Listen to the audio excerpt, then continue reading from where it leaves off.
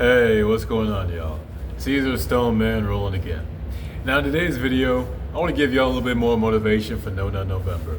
This one's just going to be, a little bit something to keep us going. It's the 5th day, I think. So, 5th day of November. And I feel like this is that kind of make or break moment where you decide whether you're actually going to go the whole month or whether this is just going to be some fad and you kind of fall off. It's about the first week that, most of the newbies drop out. It's kind of like when you're in boot camp. You know what I mean? It's like by the first little bit, you start to realize what it's going to take to retain. And most people, if they're not ready, they drop like flies, man. But those who have the commitment in their heart, that's who actually starts to persevere. They lock in.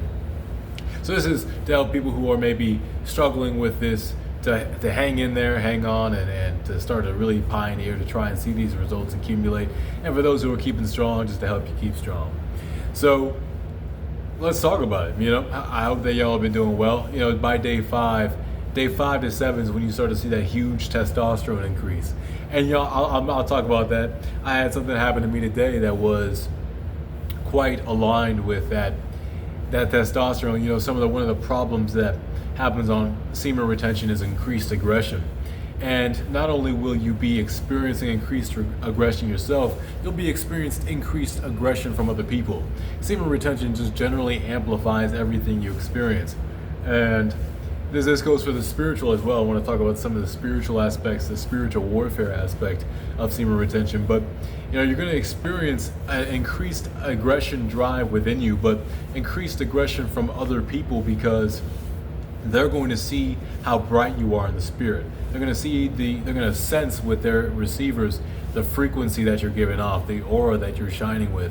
And that aura is going to be something that infuriates and antagonizes their own insecurities. It's going to bring up their insecurities, it's going to surface their wickedness, and it's going to make them realize that they are not as potent as they could be.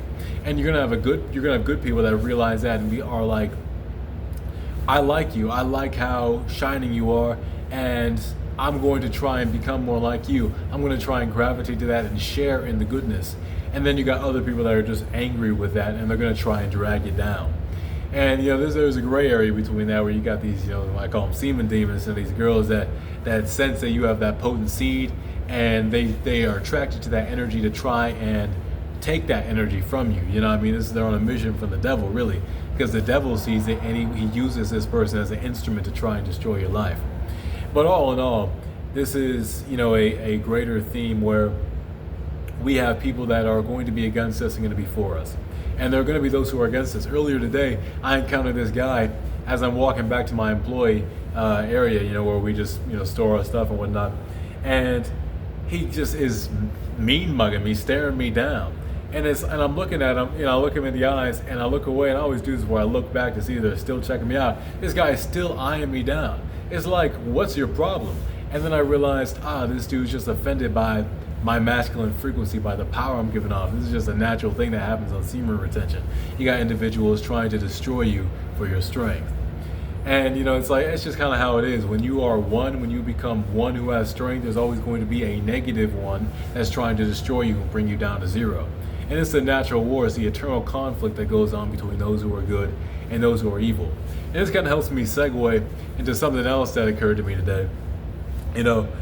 This is the election season. There's these celebrities. I'm working at a stadium. They got the whole election thing going on, the voting thing. And as some of y'all know, I can hear into the spirit. Kind of like the prophets from the Bible who were talking to God, and so on and so forth. I can telepathically hear what they're saying and what they say to me. It's something that kind of like put the vibration of the thought into my mind, and my mind kind of auto translates it. And listen, for the first week or month or so after experiencing this, I thought I was going crazy. God started speaking to me in church, and I was like, God speaking to me? Nah, is this just God? Just my thoughts? And yes, it was God, and it really opened up my perspective to the fact that there is a whole other a spiritual realm where these beings actually exist without bodies. They're mostly comprised of antimatter, which is why we can't directly see them. But there are beings of non-physical, embodiment that interact with this plane of existence, that interact with, we on this plane. And they can communicate with us. God can guide you around, the devil can tempt you, he can put these thoughts in your brain, and they can also speak to you quite directly. And so that's kind of something that happened to me. They're sort of piercing the veil and speaking to me as I pierced the veil with my semen retention. And I gotta say, semen retention was actually a big factor as to why I can do this, because my receiver is empowered by all the life force that I have.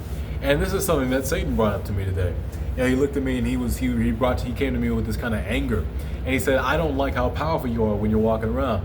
And he was commenting on the fact that my being on semen retention is a sort of empowerment. There's a sort of life energy that I have that he gatekeeps people having in this world, that you ordinarily have to get from God. You have to get from some higher power. You get from God, you have to get from Satan, that you have to get from other people.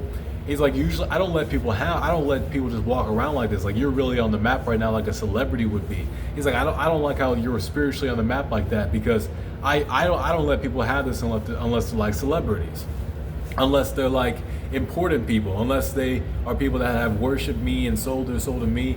Then I give them all the attention and power and energy that comes from being known. This energy that comes from being important.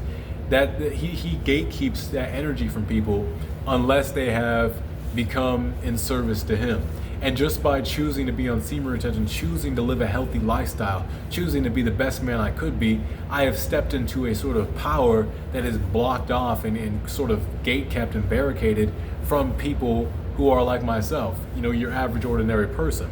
And now I'm walking around on the spiritual map more known and more noticeable. In fact, this goes for all retainers. You're going to just be more known. People are going to acknowledge you more so. And that happens in the spiritual world also. It's a reflection in this world.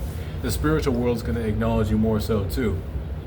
And this kind of plays into this general, spiritual battle where, Christ himself, he went into the wilderness and fasted, and, he wasn't jerking off or fornicating, so he was also of this caliber, this echelon, where he was, because he was living such a holy and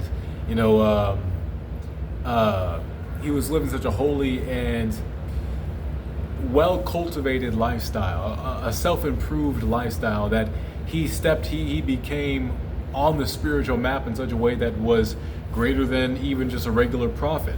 The same with the prophets. Elijah went into the wilderness. There's so many people that God commanded to align their life with holiness, that became all the holier, that became all the more important, all the more powerful because of the way that they're living.